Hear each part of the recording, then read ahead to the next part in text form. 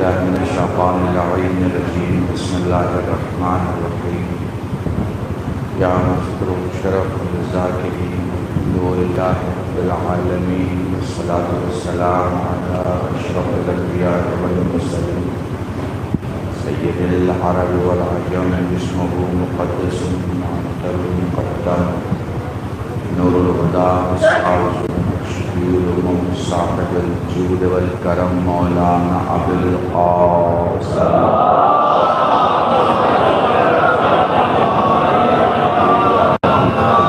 الطاهرين المعصومين المظلومين وشفيع المذنبين. أما بعد، فقد قال الله سبحانه وتعالى في القرآن الكريم: بسم الله الرحمن الرحيم.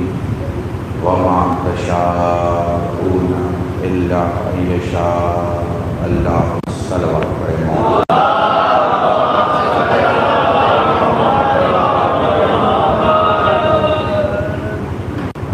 آج کی اس مجلس کے اعزاز محترم، میں نے چھوٹا سا عنوان مگر یہ کہ اللہ کے مجلسی مجمع کے لیے اور اللہ کے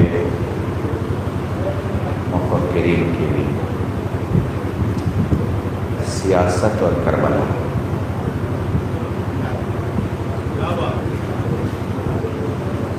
آپ جانتے ہیں میں بہت لمبی تقریر نہیں کرتا.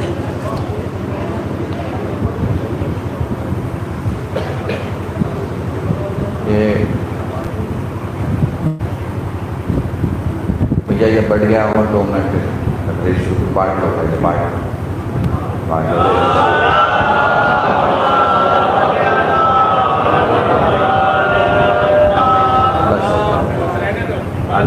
بھیا رہنے بات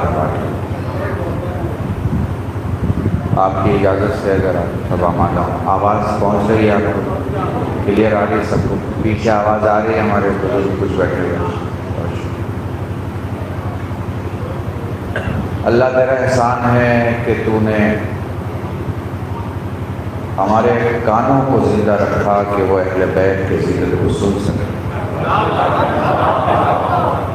تیرا احسان کہ تو نے ہماری زبانوں کو کسی کا غلام نہیں کیا کہ ہم لمحہ بھر بھی ان کے ذکر سے دور رہ سکیں جن کے ذکر کو تو پسند کرتا ہے. احسان تیرا کہ تو نے ہمیں ان کا ذاکر بنایا جن کا ذاکر تو خود، اور ان پر درود پڑھوایا جن پر تو خود درود پڑھتا ہے. احسان کہ ہم نے اپنی پوری زندگی تیری رحمتوں کے سائے میں اپنے آپ کو ان کے نزدیک پایا جن کے نزدیک جانے کی طاقت اور شکتی اس وقت تک کسی میں نہیں آ سکتی جب تک تیری تائید نہ ہو جائے. یہ صرف تیری تائید ہے جو ہم یہ تصور کریں کہ ہم ان کے نزدیک جا سکتے ہیں جنہیں تو نے محترم کیا. احسان پروردگار عالم کا کہ اس نے ہمیں نظام کائنات اور نظام زندگی ہمیں ہمیشہ اہل بیت علیہ الصلوۃ والسلام اور ان کے ذکر سے کنیکٹڈ رکھا.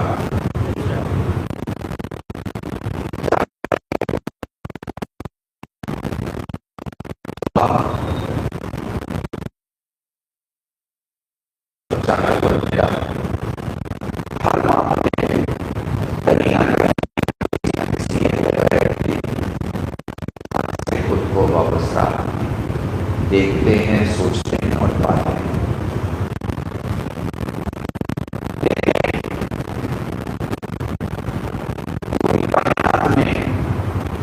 اگر اہل بیت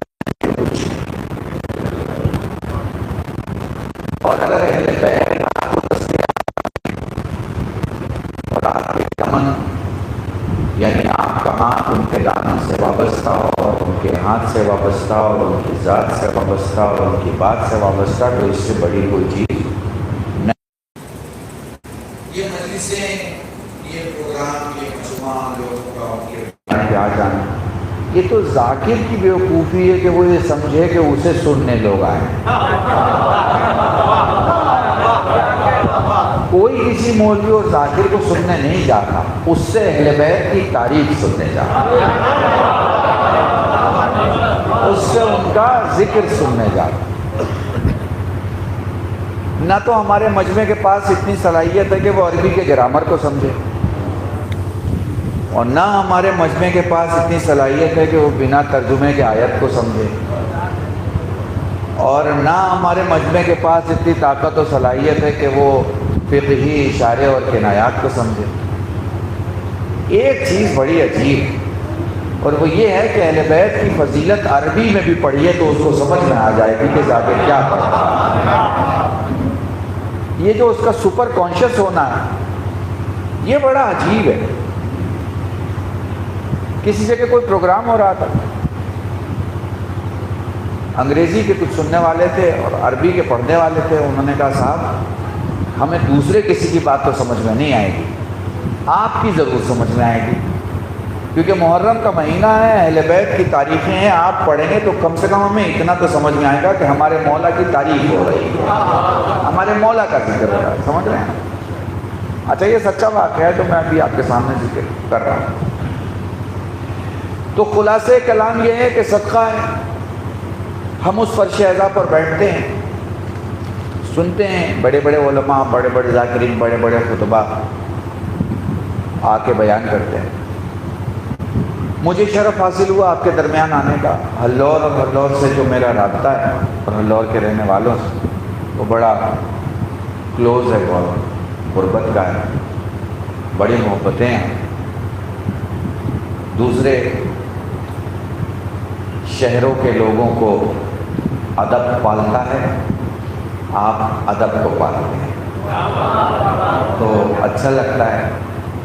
میرا ہی معاملہ نہیں، آج سے 25 سال پہلے بھی جب میں یہاں کے بزرگوں سے بات کرتا تھا تو مجھے یہی بتایا گیا کہ لکھنؤ اور ارد گرد کے جتنے بزرگ علماء ہوتے تھے انہیں یہاں کے بزرگان لے آیا کرتے اور چند تقریروں کے لیے ہفتوں مہمان رکھا کرتے۔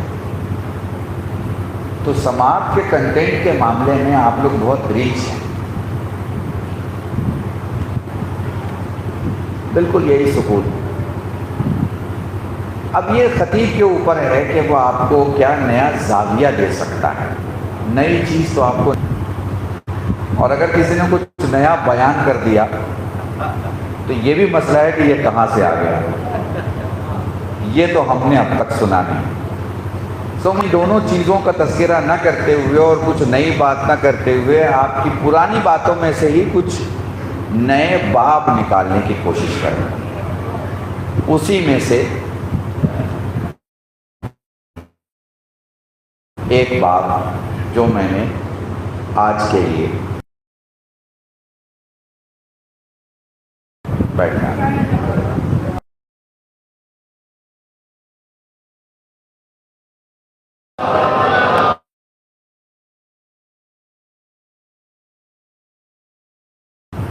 یہاں سے شروع کرتے ہیں۔ عنوان کا دوسرا لفظ پہلے لیتے ہیں اور پہلا لفظ بعد میں لیتے ہیں، یعنی کربلا۔ گھنٹے جب دن بن جائیں، دن جب ہفتے بن جائیں، ہفتہ جب زندگی بن جائے، زندگی جب ایک مقصد کی تلاش میں ہو تو زندگی کو جو سب سے بڑا مقصد نصیب ہو جائے اسے کربلا ہے۔ آپ تشریف رکھیں، ضرورت نہیں پانے کی،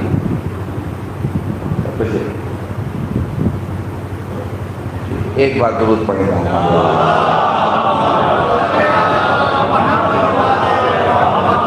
ٹھیک ہے، بہت کم لفظوں میں میری طرف متوجہ رہیں۔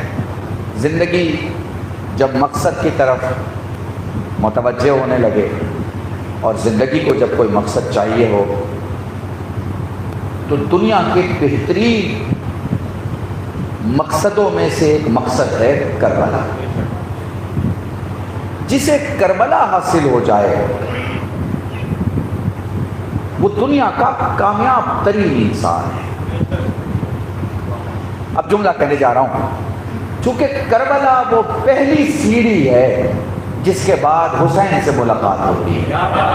میں نے اگر آپ نے محسوس کر لیا تو میں نے ایک جملے میں بہت کچھ کہنے، کربلا وہ پہلی سیڑھی ہے جس سے حسین سے ملاقات ہوتی ہے۔ جو کربلا ہی نہیں پہنچا وہ حسین تک کیا پہنچے گا؟ حسین تک پہنچنے کے لیے آپ کو کربلا تک پہنچنا ہوتا ہے۔ آپ سوچ رہے ہوں گے کربلا عراق میں موجود ایک شہر کا نام ہے، کربلا زمین پہ موجود ایک علاقے کا نام ہے، کربلا ایک کلومیٹر یا جغرافیکل جو سسٹم آف انڈرسٹینڈنگ ہوتا ہے اس کے حساب سے ایک کونے کا نام ہے، یا ایک ایرو کا نام ہے، یا ایک نشان کا نام ہے، یا ایک علامت کا نام ہے۔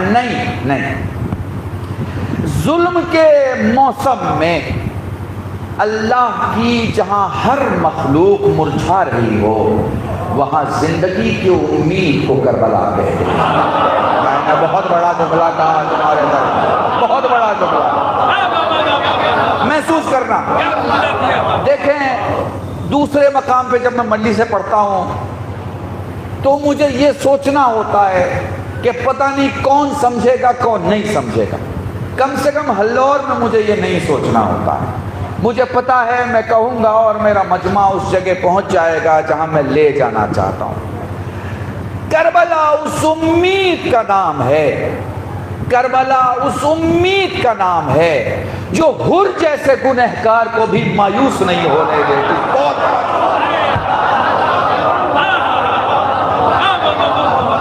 خدا کی قسم سمجھتے رہیے گا، میں بہت الگ منزل پہ آپ کو لے کے جانا چاہتا ہوں۔ کربلا پوری دنیا کو اجالا سورج دیتا ہے مگر سورج کو روشنی کربلا دیتی ہے۔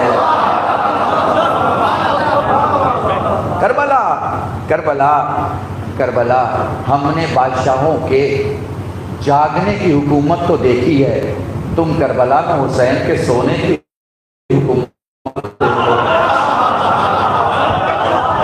خدا کی قسم اگر محسوس کرو، خدا کی قسم اگر محسوس کرو، آپ سب ادب کے چاہنے والے ہو۔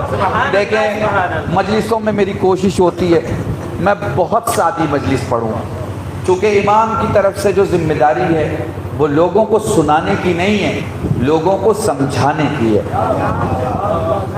سنانے کے لیے تو آپ 3 گھنٹہ سنائیے، سوال یہ نہیں ہے کہ آپ نے سنایا کتنا، سوال یہ ہے آپ نے سمجھایا ہے۔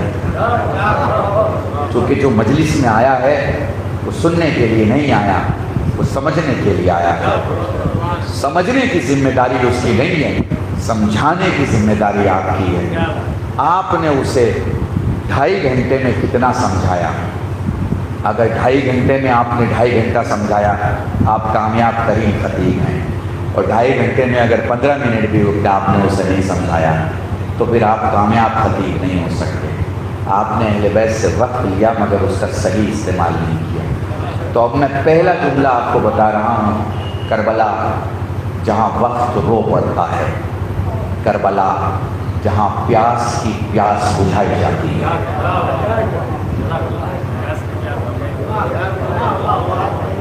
کربلا جہاں عشق کے چہرے سے پردہ ہٹایا جاتا ہے، کربلا جہاں محبت کی دنیا دکھائی جاتی ہے۔ ساری دنیا میں جسموں پہ سر بولا کرتے ہیں، کربلا میں کٹے ہوئے سر بولا۔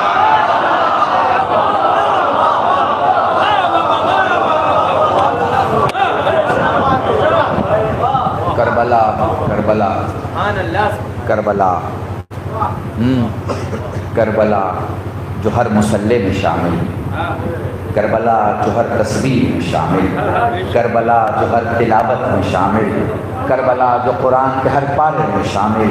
کربلا کو اگر اس پوری دنیا سے مائنس کر دو اس میں بچتا کیا ہے؟ اس میں بچتا کیا ہے؟ کربلا جو اصولوں کی زندگی جلاتی ہے، اصولوں کی زندگی، کربلا اصولوں کی زندگی ہے، کربلا عیش و عشرت کی زندگی نہیں، کربلا اصولوں کی زندگی۔ اور کمال کی بات ہے، پوری زندگی میں آپ 80 سال جی لیں مگر ایک دن کربلا کا نہ جیا تو جیا کیا؟ پوری دنیا میں آپ 80 سال جی لیں مگر ایک دن آپ نے کربلا کا نہیں جیا، جیا کیا؟ کربلا سوال بھی ہے، کربلا جواب بھی، کربلا سیکھتی بھی ہے، کربلا سکھاتی بھی، کربلا لیتی بھی ہے، کربلا دیتی بھی، کربلا آتی بھی ہے، کربلا بلاتی بھی۔ محسوس کر رہے ہیں آپ؟ یہ کربلا آپ کے یہاں آتی بھی ہے اور کربلا آپ کو بلاتی بھی ہے۔ آپ کا اور کربلا کا بڑا عجیب رشتہ ہے۔ جس دن اس کربلا کے رشتے کو آپ سمجھنے لگیں گے اس دن جھوٹ چھوٹ جائے گا، زبان سچ بولے گی۔ کربلا اتنا اصول کا پکا، آپ کہیں گے سب اصول کیسے سکھاتے؟ میں آپ کو بتاتا ہوں۔ 2 جوڑے ہوں، ابھی تازی شادی کی ہو، ان سے پوچھئے بھیا تمہارا فیوریٹ ٹریول پلیس کون سا ہے؟ تو اگر دنیا دار کپل ہوگا تو کہے گا صاحب سوئٹزرلینڈ جانا ہے، لنڈن دیکھنا ہے، جرمن جاپان نہیں دیکھا ہے۔ اور اگر مذہبی ہے، اس نے فرش اعضاء سے زندگی شروع کی اور فرش اعضاء پہ ختم کی ہے، تو وہ اپنے ٹریول ڈیسٹینیشن میں فوراً کہے کہ اگر موقع ملا تو یا مکہ مدینے جائیں اور یا کربلا جائیں۔ ٹھیک ہے نا؟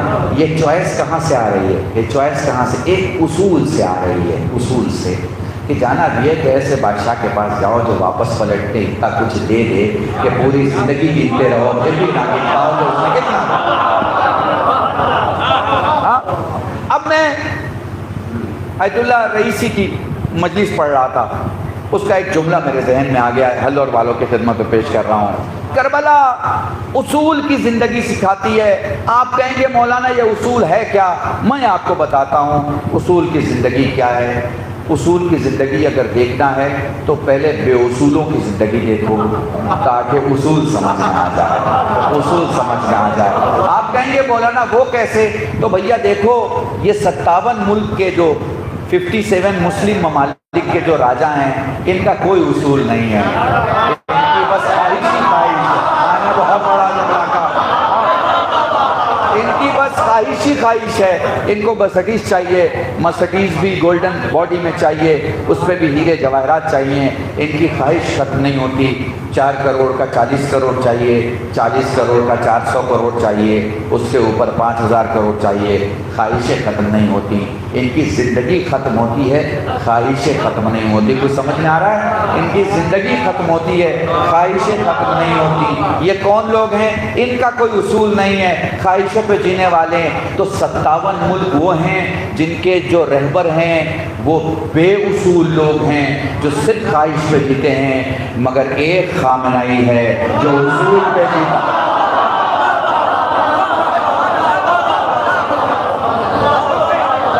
مل جل کے درود پڑھے محمد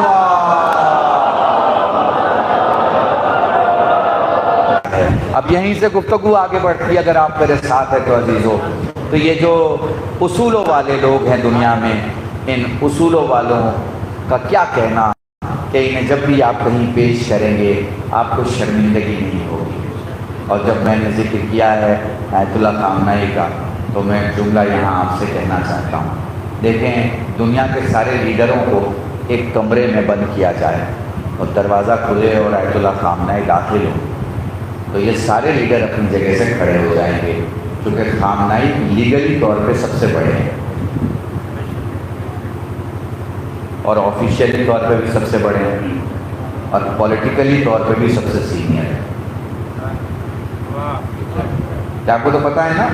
اب پولیٹیکلی جب میں بول رہا ہوں تو میں کچھ سوچ سمجھ کے بول رہا ہوں، اس لیے سمجھیے گا، آفیشیلی بھی، لیگلی بھی اور پولیٹیکلی بھی۔ میں کوئی دھرم کا حوالہ نہیں دے رہا، دھرم کا حوالہ نہیں، بھائی وہ تو شیعوں کے دھرم گرو ہیں۔ ہندو کہہ سکتے ہیں بھائی ہمارے دھرم گرو نہیں ہے، کرسچن کہہ سکتے ہیں ہمارے دھرم گرو نہیں ہے، دوسرے کہہ سکتے ہیں ہمارے دھرم گرو نہیں ہے۔ مگر جس کے وہ دھرم گرو نہیں ہیں اس کی پولیٹیکل ونگ میں، کیونکہ ہر آدمی دنیا میں یا دھرم سے جڑا رہتا ہے یا سیاست سے جڑا رہتا ہے، دو ہی دروازے ہوتے ہیں، ٹھیک ہے نا؟ تو اگر وہ سیاست سے جڑا ہے تو کسی ایک فکر سے جڑا ہے، اور فکر سے جڑا ہے تو اس کا کوئی لیڈر ہے، اس فکر کا کوئی بڑا لیڈر ہے. تو سارے فکروں کے بڑے لیڈر کو اگر ایک کمرے میں جمع کیا جائے تو خامنہ ای سب سے بڑے. وہ کسی کو بھی کہہ سکتے ہیں چپ رہو تم کیا جانو،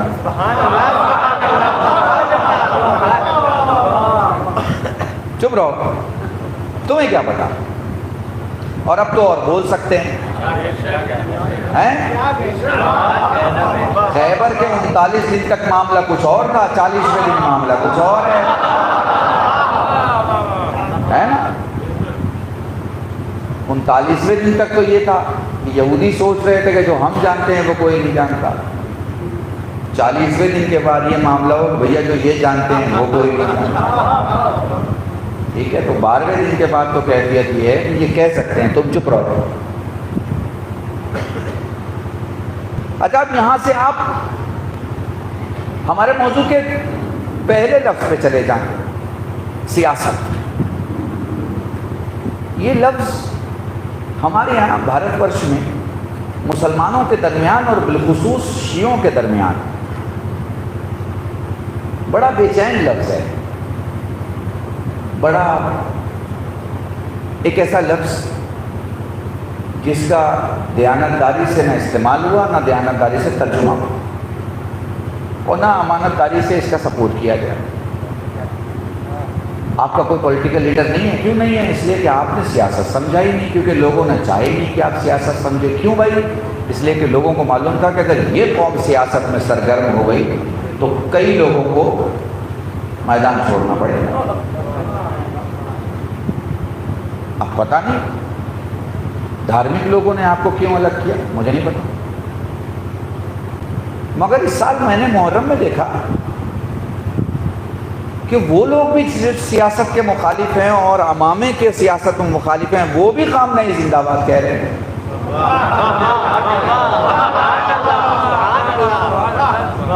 سمجھ میں آئی، مگر دیر سے سمجھ میں آئی ان لوگوں کے، اور سمجھ میں آئی ہے نا.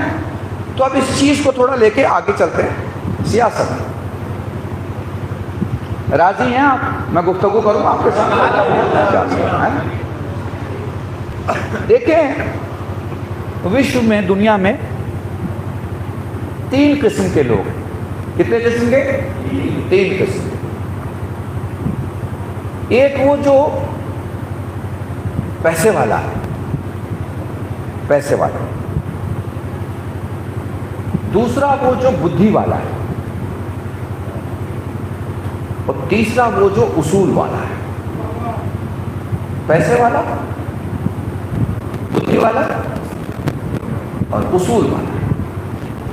اچھا جو پیسے والا ہے اس کے لیے پیسہ بڑی چیز نہیں ہے، جیون بڑی چیز ہے. جو بدھی والا ہے اس کے لیے بھی دنیا بڑی چیز نہیں ہے، جیون بڑی چیز ہے. مگر جو اصول والا ہے اس کے لیے جیون بڑی چیز نہیں ہے، اصول بڑی چیز ہے. ٹھیک ہے. تو پیسے والے کو آپ کہیے کہ بھیا تمہارا جیون خطرے میں ہے، وہ پیسہ دینے کو تیار ہو جائے گا جیون بچانے کے لیے. ٹھیک ہے. بدھی والے سے کہیے صاحب زندگی آپ کے خطرے میں ہے، اگر آپ یہ بلڈنگ لیں گے سستی تو مل جائے گی لیکن دوسرے دن آپ کے گھر کا کوئی آدمی مر جائے گا. اب تک 7 لوگوں نے لیے اور 7 کے ایک آدمی مر گئے. آپ 8ویں ہیں. بتائیے وہ بلڈنگ لے گا یا چھوڑ دے گا؟ چھوڑ دے گا نا. کیوں بھائی؟ اس لیے کہ اس کی عقل کہہ رہی ہے کہ رسک مت لو، چونکہ رسک میں پیسہ نہیں جا رہا ہے، جیون جا رہا ہے، زندگی بچا رہا ہے. اصول والے کے پاس آپ کے پاس 2 راستے ہیں، یا آپ سچ کا ساتھ دیں یا مر جائیں. وہ کہے گا صاحب سچ کے ساتھ کھڑے رہیں، جھوٹ پہ مرنے سے اچھا ہے اور بہت اچھا ہے کہ سچ پہ مرا جائے. ہم سچ پہ مریں. اچھا میں نے جملے تو کہہ دیا آپ کے سامنے، اس کا وشلیشن کیا کروں آپ کے سامنے؟ امریکہ سب سے پیسے والا ملک، اسرائیل سب سے زیادہ بدھی رکھنے والا ملک، ایران سب سے زیادہ اصول میں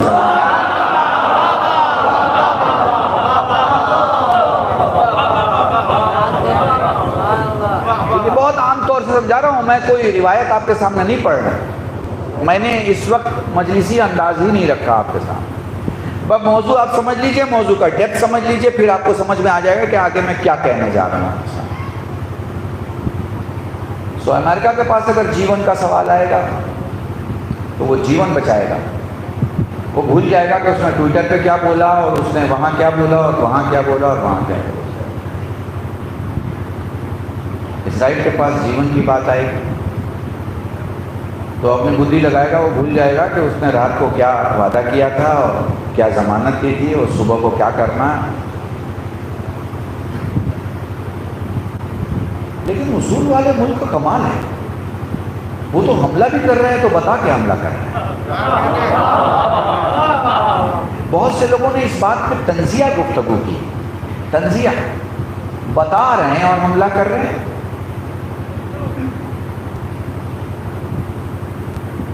ایران اس زمانے میں اسلام کے اصول کا وہ چہرہ ہے جہاں سب نے سچے اسلام کو مانا۔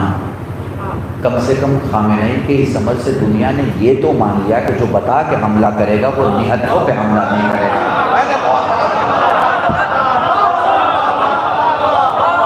آپ نے غور ہی نہیں کیا کلبر شاہد نے کیا پڑھا۔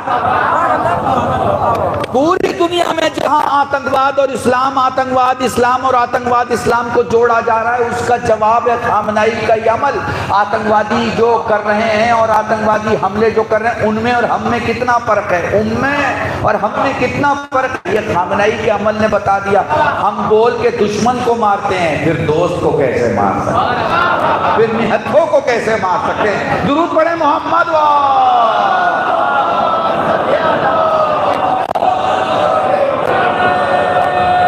سلامت رہیں۔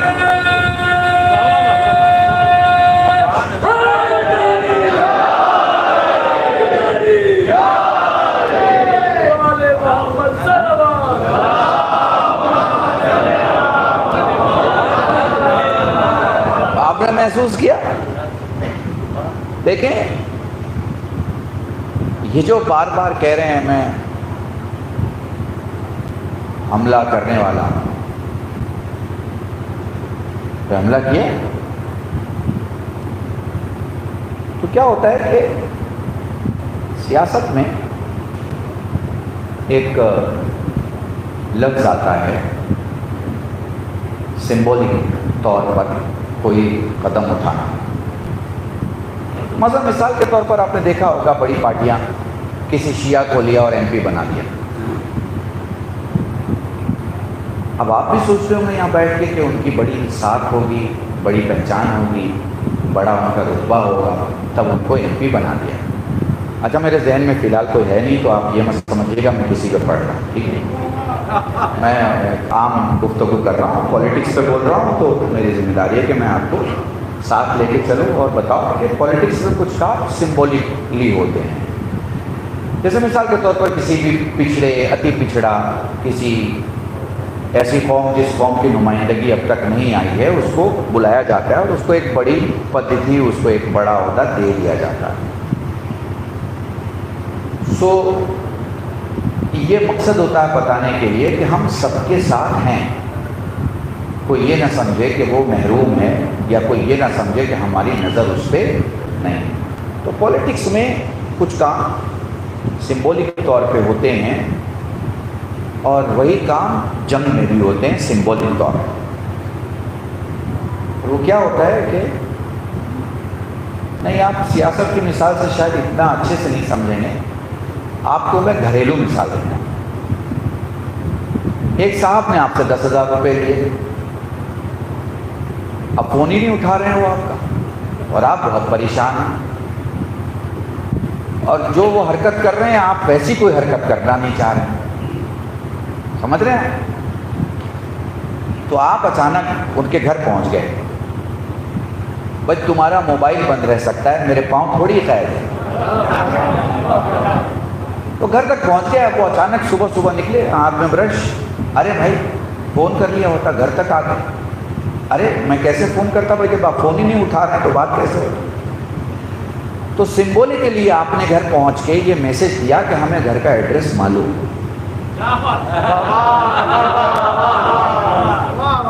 یہ پولیٹیکل ایکٹ ہوتا ہے جس میں سمبولکلی آپ یہ میسج دیتے ہیں کہ ہمیں یہ آتا ہے. تو دنیا کی قوموں کو اس غلط فہمی میں نہیں رہنا چاہیے کہ ایران نے کوئی حملہ کیا ہے. ایران نے سمبولکلی اسرائیل کو یہ بتایا ہے کہ ہم دروازے تک آ سکتے ہیں. پتہ نہیں کیا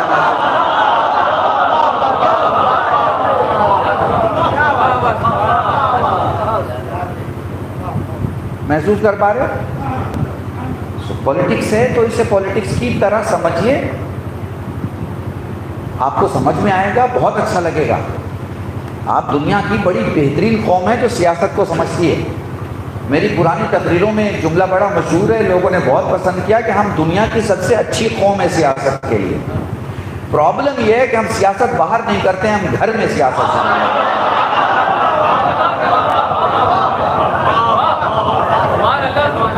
یہ ہفتے میں جو جمعہ کا خطبہ ہے یہ آپ کو متقی بنانے کے لیے نہیں، آپ کو سیاسی بنانے کے لیے. بہت بڑا جملہ میں نے کہا تمہارے طرف. یہ جو جمعے میں عالم دین خطاب تم سے کر رہا ہے نا خطبے میں، یہ متقی اور پرہیزگار بنانے کے لیے نہیں، کیونکہ آپ بن چکے ہو تبھی تو آپ جمعہ میں ہو. اب آپ کو کیا بنانا ہے؟ جب یہاں سے آپ باہر نکلو گے تو کیا بنانا ہے؟ تو آپ کو معلوم ہونا چاہیے کہ دنیا میں انسانوں کی کیا حالت ہے، دنیا میں صحت اور تندرستی کی کیا حالت ہے، دنیا میں مسلمان اور مومنین کی کیا حالت ہے، دنیا میں قوموں کی کیا حالت ہے، دنیا میں سرحدوں کی کیا حالت ہے، دنیا میں ملکوں کی کیا حالت ہے. یہ آپ کو عالم دین بتائے گا. کون بتائے گا؟ عالم دین. انجمنوں کی حالت نہیں، گروہوں کی حالت نہیں، گروہوں کی حالت نہیں، حزبوں کی حالت نہیں، سمجھ رہے نا، ملکوں کی حالت، سیاست مداروں کی حالت، عہدے داروں کی حالت، دیش اور دنیا چلانے والوں کی حالت، تاکہ آپ کو پتہ چلے کہ دن کیسے بچے اور دین کیسے بچے. درود پڑھیں محمد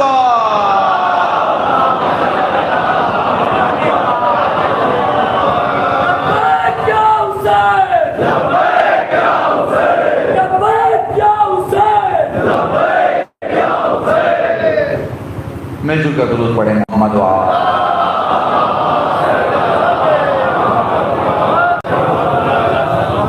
تو دنیا کی بہترین قوم ہے ہم سیاست کے لیے. مسئلہ کیا ہے؟ ہم سیاست گھر میں شروع کر دیتے ہیں، چچا کے بیٹے کے ساتھ، ماموں کے بیٹے کے ساتھ، فلانے کزن کے ساتھ، فلانے رشتہ دار کے ساتھ، پڑوسی کے ساتھ، فلاں کے ساتھ، فلاں کے ساتھ. میرے عزیزو، سیاست باہر کی دنیا کے لیے، سیاست باہر کی دنیا، اندر کے لیے نہیں ہے. سیاست اندر کے لیے تو صرف محبت ہے. آپ اپنے بھائی سے کیسے محبت رکھیں، اپنے عزیزوں سے کیسے محبت رکھیں، کیسے ان کے ساتھ محبت سے، کس طرح سے ان سے محبت سے پیش آئیں. باہر کا کوئی ہے تو ڈپلومیسی آپ کی زندگی کی مین کی ہے. اور میں سمجھتا ہوں جنہوں نے 10 سال جمعہ میں شرکت کی ہے اور عالم دین نے واقعی ان کو دنیا کی سیاست سے آگاہ کیا ہے، تو بنا نیوز پہ بیٹھے اور بنا پیپر پڑھے اس سے دنیا کی معلومات ہوتی، کون لٹ رہا ہے اور کون لوٹ رہا ہے، کون مظلوم ہے اور کون ظالم، کس نے قتل کیا اور کس کا قتل ہوا. یہ ہماری قوم سے زیادہ کون جانتا ہے. ہماری قوم کو اس بات میں بڑا انٹرسٹ رہتا ہے کہ کس علاقے میں کس پر ظلم ہو رہا ہے. وہ ظلم کسی پہ بھی ہو، کالے پہ ہو، گورے پہ ہو، افریقی پہ ہو، کسی دوسرے ملک والے پہ ہو، ہمارے ملک والے پہ ہو، ہم ظلم کے خلاف ہیں. اور ظلم کی سب سے پہلی سیڑھی کہاں ہے؟ ظلم کی سب سے پہلی سیڑھی ہے گلا گھوٹنا. گلے گھوٹنے کا مطلب کیا ہے؟ کہ آپ گردن دبا دیجیے کسی کی، یہی گلا گھوٹنا ہے؟ نہیں. کسی کو وہ بات بولنے نہیں دینا جو وہ بات بولنا چاہتا ہے.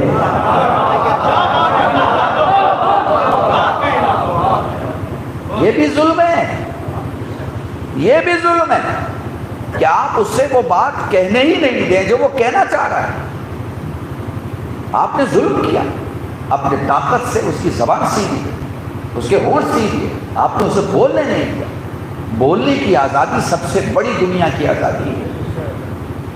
پہلے لوگوں کو سوال پوچھنے کی آزادی نہیں تھی.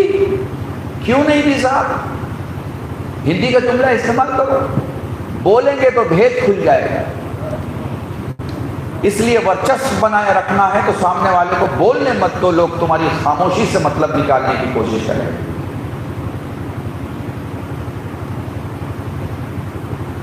اس کائنات میں اکیلا اور اکلوتا ایک ہی آدمی ابو طالب کا بیٹا.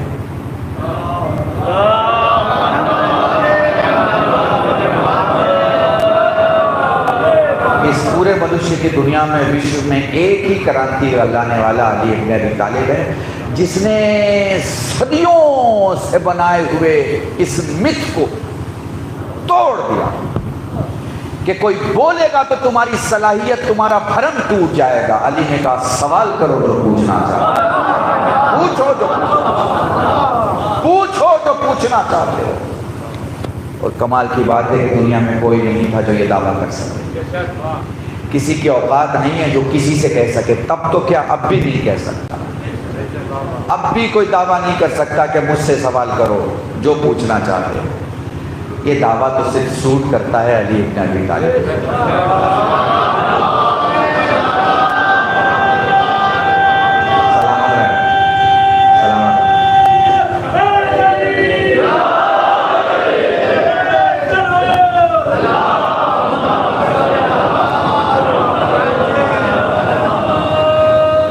یہ صرف اور صرف علی ابن ابی طالب جن کو یہ جچتا ہے کہ وہ کہیں کہ سوال کرو جو پوچھنا چاہتے، پوچھو جو جاننا چاہتے. سوائے علی کے کوئی نہیں ہے دنیا میں جو یہ کہہ سکے کہ مجھ سے سوال کرو. تو میرے عزیزو، سیاست اور کربلا. کتنا منٹ ہو گیا؟ 45 منٹ ہو گئے مجھے. ایک بار درود پڑھے محمد.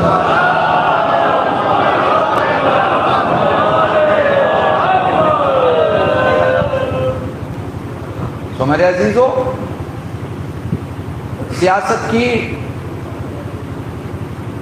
پہلی مشکل یا سیاست کی پہلی صورت، آپ کیا بول رہے ہیں یہ امپورٹنٹ نہیں ہے. اس بات کا کیا مطلب نکالا جا رہا ہے یہ امپورٹنٹ ہے. اس لیے بہت ساری معافیاں سیاست میں آپ کو اس لیے بھی مانگنی پڑتی ہیں کہ آپ نے بولا کچھ تھا، لوگ سمجھے کچھ. وہ ان جوانوں کو زیادہ انٹرسٹ آئے گا. پولیٹکس میں کودو گے، آؤ گے تو زبان بند، اسی معاملے میں بولنا ہے جس معاملے میں جانکاری ہے. جانکاری نہیں ہے تو خامخواہ کا نہیں بولنا ہے، ورنہ اپنی باتوں میں قید ہو جاؤ گے اور نسلیں آزاد نہیں کرا پائیں. تو سیاست کی پہلی دویدھا، آپ جو بول رہے ہیں یہ امپورٹنٹ نہیں ہے، جو سمجھا جا رہا ہے وہ امپورٹنٹ ہے. مگر اگر یہی سیاست آپ نے علی کے دروازے سے لی ہے تو پھر لفظ نہیں نیتیں دیکھی جائیں. بہت بڑا آپ نے کس نیت سے کس لفظ کا استعمال کیا ہے یہ دیکھیں. سیاست کی دوسری دویدھا یا پھر اس کی صورت، 25% کام کرو، 75% اعلان کرو. بہانہ کیا ہے؟ اسکیم کا لوگوں تک پہنچنا ضروری ہے. کوئی اسکیم کے ساتھ فوٹو کیوں ہے بھائی؟ اسکیم ہی ہندی میں لکھی ہو، بس فوٹو کیوں ڈالی جا رہی ہے؟ اس لیے کہ لوگوں تک بات پہنچنی چاہیے۔ آپ کتنا عمل کر رہے ہیں یہ امپورٹنٹ نہیں ہے، بات کتنی پہنچائی جا رہی ہے یہ امپورٹنٹ ہے۔ اس لیے ہارنے والا آج کل جب ہارتا ہے تو وہ کہتا ہے کہ ہم اپنی بات کو لوگوں تک پہنچا نہیں پائے۔ ارے بھائی اب کتنا پہنچاتے؟ 25,000 کروڑ تو خرچ کر لیا آپ نے، اب بھی کہہ رہے ہیں پہنچا نہیں۔ غریبوں کا مال ختم ہو گیا، اگر انہیں کو جھوپڑ پٹیوں کا خرچ کر دیا جاتا سب کے پکے مکان ہو جاتے۔ ایک بار درود پڑھے محمد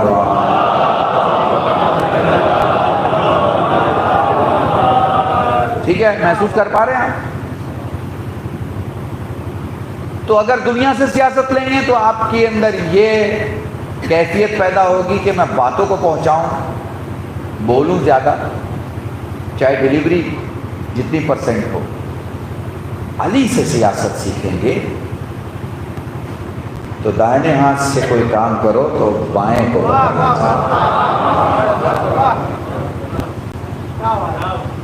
محسوس کر پا رہے ہیں؟ اس لیے اتنی ضروری ہے سیاست۔ اب وہ لوگ ایک مسئلہ یہاں پہ لے کے آتے ہیں، معاویہ کی سیاست۔ نہیں بھائی، معاویہ کی کوئی سیاست نہیں تھی، معاویہ کی مکاری تھی۔ میں نے بہت بڑا جملہ کہا،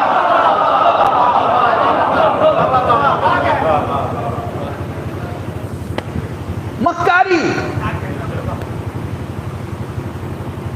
مکاری کو سیاست سے مت ملاؤ، سیاست سیاست ہے۔ اگر یہ مکاری ہوتی تو علماء دین نہ بتاتے، اگر یہ مکاری ہوتی تو آپ کے ایمان کا حصہ نہ ہوتی، اگر یہ مکاری ہوتی تو آپ کی زندگی کا حصہ نہ ہوتی، اگر یہ مکاری ہوتی تو آپ کی یہاں لمبی لائن نہ ہوتی بڑے بڑے ناموں کی، جنہوں نے اس راستے پہ عمل کرتے ہوئے اپنے ایمان کو بچاتے ہوئے خدمت خلق بھی کیا، خدمت دین بھی کیا، انسانوں کی خدمت بھی کی اور ڈھیر سارے کام کیے۔ سو جب بھی کانسیپٹ آف سیاست میں معاویہ کا نام لیا جائے تو آپ جاگ جائیے کہ یہ آپ کے ساتھ کوئی اگلے 50 سال کی ناانصافی کا پروگرام کوئی کر رہا ہے کہ آنے والے 50 سال آپ سیاست سے دور رہیں۔ نہیں، بالکل دور مت رہے، بالکل دور مت رہے، مگر اصول مت بولیے کیونکہ آپ اصول والی قوم ہیں۔ نام نہ ہوتا ہو، بے شک آپ کا نہ ہو، لیکن اگر کسی کا ایڈمیشن آپ کے 2 کال سے ہو جا رہا ہے اور کسی مظلوم کی رہائی آپ کے 3 ایپٹ سے ہو جا رہی ہے اور کسی غریب کو مکان سرکاری بجٹ کا مل جا رہا ہے آپ کی محنت سے، اور کسی کے کاغذات بن جا رہے ہیں اور کسی کی زندگی میں اجالا آ جا رہا ہے اور کسی بچے کو باہر کی ایڈوکیشن کی فیسلٹی اویلیبل ہو جا رہی ہے اور کسی کے ہارٹ کا آپریشن اور سرجری کسی بڑے اسپتال میں ہو جا رہا ہے اور کسی جگہ پہ سرکاری کسی کو نوکری مل جا رہی ہے، آپ کے تھوڑے سے ایفرٹ سے اگر کسی کے ڈھیر سارے سرکاری اسکیموں کے کام ہو جا رہے ہیں تو نام نہ ہو، کوئی مسئلہ نہیں ہے۔ خدا تو دیکھ رہا ہے، خدا تو دیکھ رہا ہے، خدا تو دیکھ رہا ہے۔ آپ نے کام کس کے لیے کیا ہے؟ انسانیت کی بھلائی کے لیے کیا ہے؟ بس میرے سامنے انشاءاللہ کل گفتگو ہوگی آپ کے سامنے سیاست اور کربلا میں۔ بس اتنا یاد رکھیے گا، سیاست اور کربلا کے درمیان، بس آخری جملہ ہے، سیاست اور کربلا کے درمیان جو سب سے بڑی جو چیز رول پلے کرتی ہے اس کا نام ہے فکر۔ کیا نام ہے؟ فکر۔ فکر۔ سیاست اور کربلا کے درمیان جو سب سے بڑی چیز ہے اس کا نام ہے فکر۔ فکر آ جائے تو انسان وہ بن جاتا ہے جو خدا چاہتا ہے۔ اب میں بہت اہم جملہ پوری توجہ چاہ رہا ہوں۔ ایک بات مجھے بتائیے اور سوچ کے بتائیے گا، کربلا میں حور کا کیا بدلہ تھا؟ جب حسین کے پاس نہیں تھا وہی عربی کپڑے تھے، حسین کے پاس آیا وہی عربی کپڑے، حسین کے پاس نہیں تھا وہی عربی گھوڑا، حسین کے پاس آیا وہی اس کا جو عربی گھوڑا تھا وہ، حسین کے پاس نہیں تھا وہی عربی زبان، حسین کے پاس آیا وہی عربی زبان، حسین کے پاس نہیں تھا وہی عربی نیشنلٹی، حسین کے پاس آیا وہی عربی نیشنلٹی، حسین کے پاس نہیں تھا وہی ماں باپ، حسین کے پاس آیا وہی ماں باپ، بدلا کیا غر میں فکر بدل گئی، اور چینج ہو گیا حسین کے دربار میں آتے آتے۔ غر میں کیا بدلا؟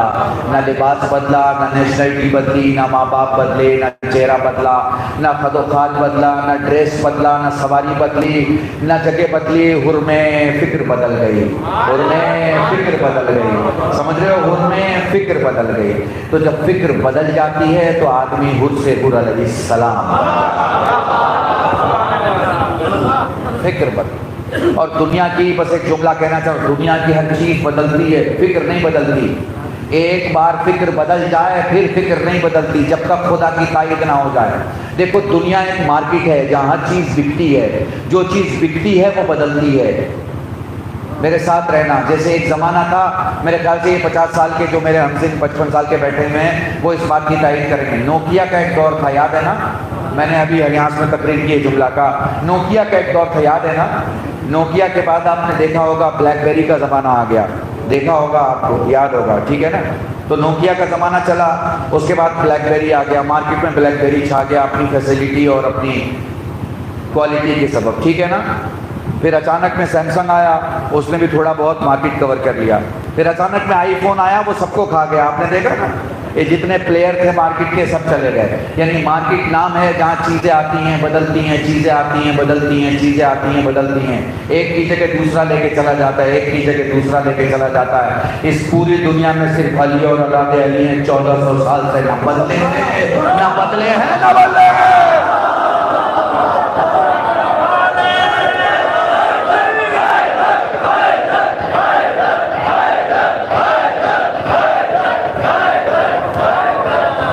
درود پڑھے محمد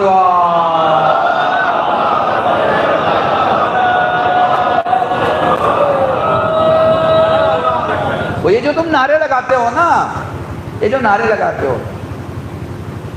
یہ آواز تو خاک کی ہوتی ہے مگر بولتا نور ہے۔ میں نے بہت بڑا تمہارے درمیان بولا، یہ جو تمہاری زبان تمہارے تالوؤں اور جبڑوں کے درمیان ہوا کو کاٹتی ہے اور تمہارے منہ سے نکلتا ہے حیدر حیدر یا علی علی، یہ گارنٹی ہے، گارنٹی، یہ گارنٹی ہے۔ کیا ہے یہ؟ گارنٹی ہے۔ دنیا میں آج کل گارنٹی نہیں ملتی کسی چیز کی، دنیا میں آج کل کسی چیز کی گارنٹی نہیں ملتی۔ بس یہ جملہ کہہ کے ربط مصائب پہ آ جاؤں گا، دنیا میں کسی چیز کی گارنٹی نہیں ہے۔ کسی کو بھی گارنٹر کے طور پر کہیں پیش کرنے کی کوشش کرو، کوئی راضی نہیں ہوتا کہ قرضہ تو مل جائے گا، اگر نہیں بھرا تو مجھے بھرنا پڑے گا، سمجھ رہے نا؟ کوئی کسی کا گارنٹر نہیں ہوتا۔ پولیس والا آپ کے کسی دوست کو اگر اٹھائے اور آپ سے پوچھے کب سے دوستی ہے، آپ فوراً کہیں گے نہیں یہ تو ابھی 2-4 دن کی ہماری دوستی ہے۔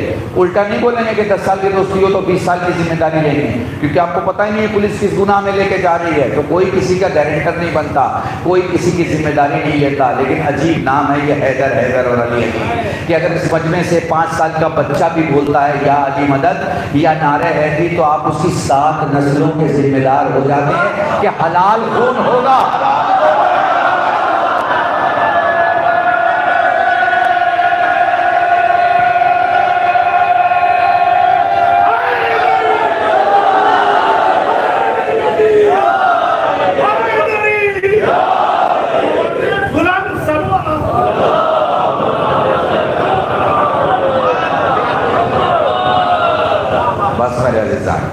آپ کے اس جوش، آپ کے اس جذبے کو ہزارہ سلام۔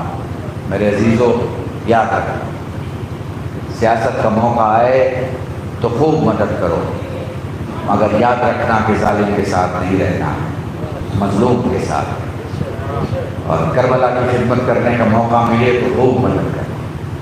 پھر کربلا وہی نہیں ہے جو عراق میں، کربلا وہ بھی ہے جو آپ کے لاہور میں، وہاں بھی جائیے، وہاں کی اینٹوں کو بھی سلام کیجیے، وہاں کی دیواروں کو بھی چومیے، وہاں کی عمارت کو بھی بڑی بنائیے، وہاں بھی ایسی کام کیجیے کہ جب کوئی مسافر گزرے اور آپ کے حلور کی کربلا کو دیکھے تو اسے حسین کی یاد آئے۔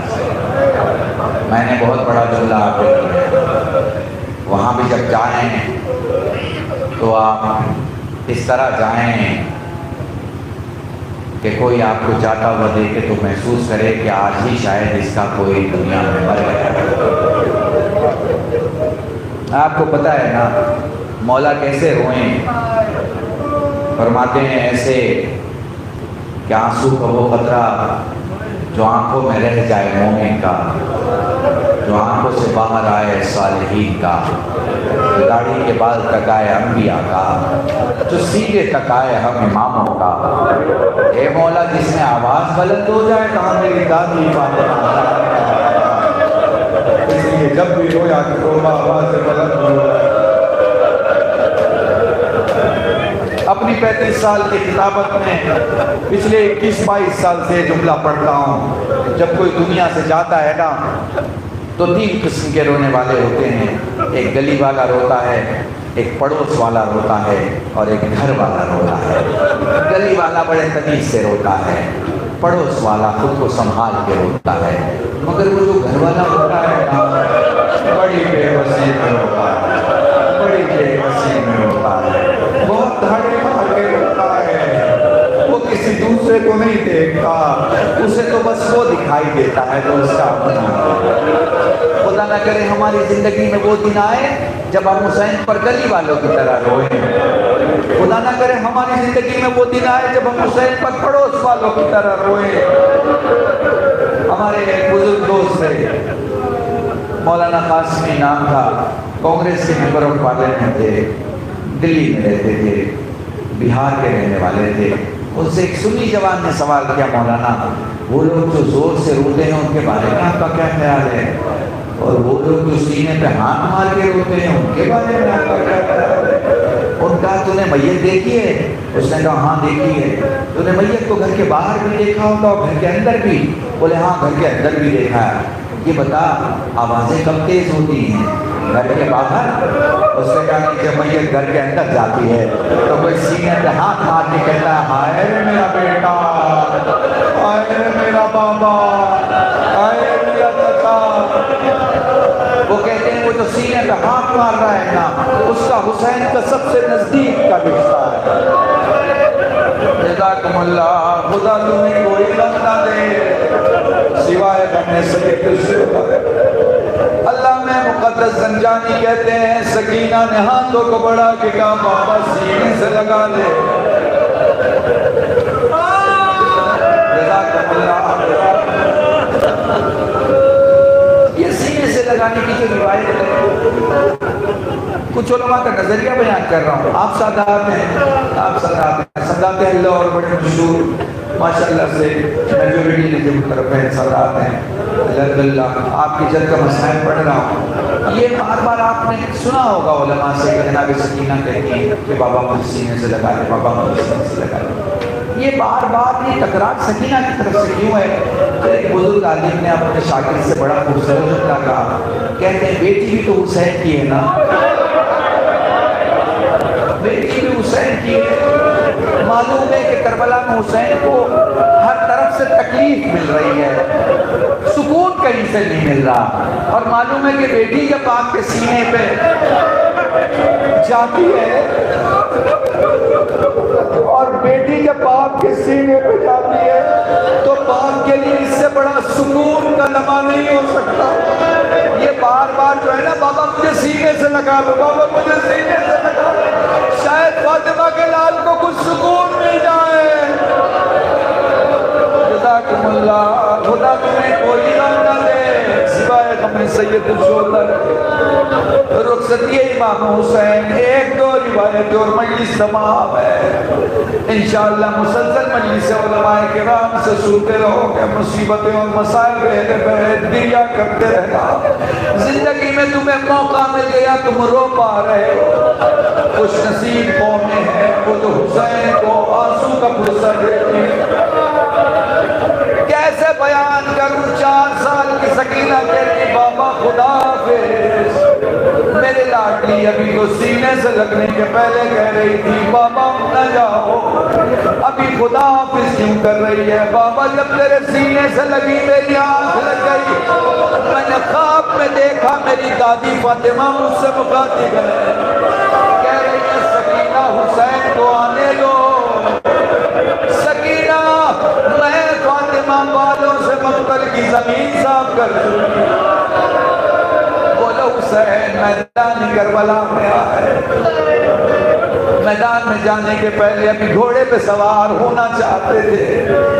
زلیخا کو دیکھ کے فرماتے ہیں زینب میرا عباس و علی اکبر نہیں، زلیخا کو کس نے سوار تیار کیا، کس نے سجایا؟ لبابہ پیچھے سے آئیں، جناب عباس کی زوجہ فرماتی ہے کل میرے سید و سردار نے مجھ سے کہا تھا، کل میرے سید و سردار نے مجھ سے کہا تھا لبابہ عصر کے وقت جب میرا مولا گھوڑے پر سوار ہونے کے لیے خیمے سے باہر آئے وہ کام کر دینا جو تیرا شوہر کیا کرتا تھا، یعنی گھوڑے کو سجانا۔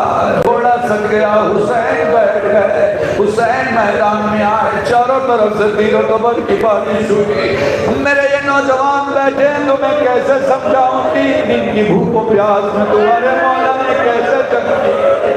جنگ کرتے کرتے عباس کے قریب پہنچ کے فرماتے ہیں بھائی کی جنگ نہیں دیکھو گے عباس، جزاکم اللہ، تمہاری آواز گریہ بلند ہے۔ ایک مقام پہ حسین نے تلوار کا لہو پوچھا، تلوار نے آنکھ میں رکھا، حسین آگے گئے۔ اب کیا تھا، جس کے پاس جو تھا اس نے حملہ کیا، جس کے پاس جو تھا اس نے حملہ کیا۔ 82 بار حسین نے اٹھنے کی کوشش کی مگر میرا مظلوم ذوالجلال نے طواف کر کے جیسے سمجھانے کی کوشش کی، مولا مولا اٹھ جا، مولا خود کو میری پیٹھ پہ ڈال دے۔ اپنی پوری طاقت سے حسین نے کوہنیوں کی طاقت سے گردن اوپر کھینچی، مڑ کے زمین کربلا پہ نظر ڈالی، اٹھتی ہوئی زمین کربلا دیکھ کے سوال کیا تو کیوں بلند ہو رہی ہے؟ علامہ حافظ کفایت حسین مرحوم کا جملہ نقل کر رہا ہوں، زمین کربلا نے کہا مولا زینب پکار رہی ہے، زینب پکار رہی ہے۔ ادھر دل ہے زینبیہ پہ، زینب نے چاروں طرف دیکھا، اے آسمان مجھے میرا حسین دکھائی نہیں دیتا، اے ذوالجنا مجھے میرا حسین دکھائی نہیں دیتا، اے زمین کربلا دکھا تو صحیح میرا ماجایا کہاں ہے؟ زمین اٹھنے لگی، حسین نے کہا واپس پلٹ، میری زینب میرے زخموں کو نہیں دیکھ سکتی۔ جزاکم اللہ، جزاکم اللہ۔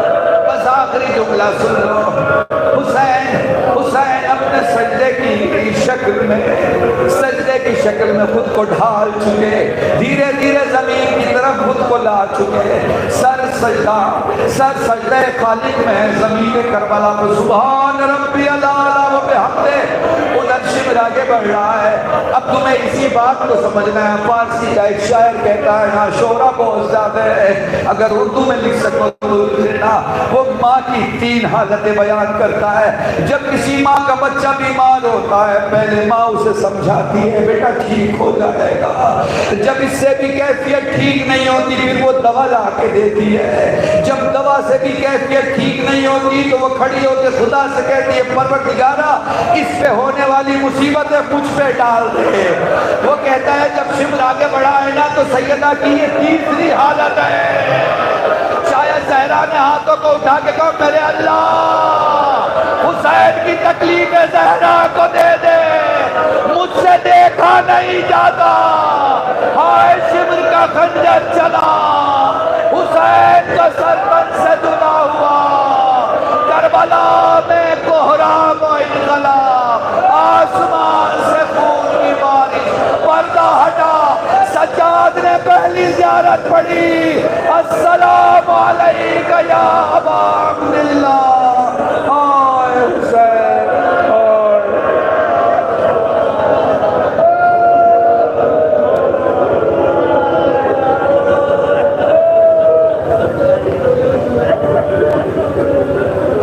لعنت اللہ علی القوم الظالمین